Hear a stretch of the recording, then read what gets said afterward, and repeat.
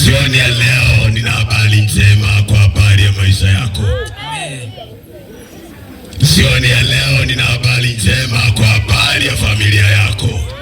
Nina habari njema kwa habari ya nafsi yako. Alikuwepo mtumishi wa Mungu Zakayo. Zakayo alikuwa ni mtu mfupi. Haleluya, haleluya. Na Zakayo alikuwa ni mtoza ushuru. Sio tu mtoza ushuru, lakini alikuwa ni mkuu miongoni mwa wale watoza ushuru. Kwa hiyo Zakayo kwa kipindi kile alikuwa ni mtu ambaye ana jina, na Biblia inaendelea kumwelezea Zakayo. Anasema kwamba Zakayo alikuwa pia ni tajiri. Na kwa kipindi kile kama mtu ni tajiri, uwe na uhakika ana dhahabu, ana jumba, ana mashamba, ana biashara. Kwa hali ya kawaida maisha alikuwa ameyapatia, mambo yalikuwa yametiki. Kama alikuwa amesoma na akaajiliwa.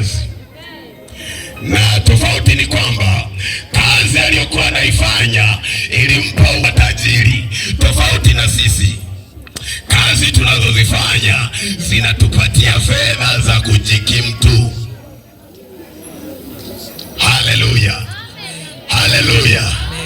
Licha ya kuwa na vitu vyote vile, licha ya kuwa na vitu vyote vile katika ile jamii, bado kuna kitu kilikuwa hakijakamilika kwake. Kipindi hicho jamii ilikuwa inamtafsiri Zakayo kwa namna nyingine.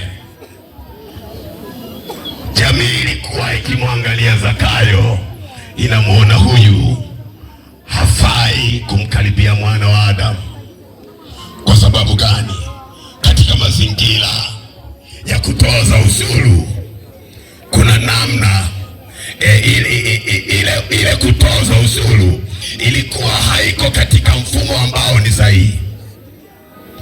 Kwa hiyo kuna namna, kama ilikuwa inakupasa utoe shilingi 10,000, mtaalamu akija unatoa shilingi 20,000.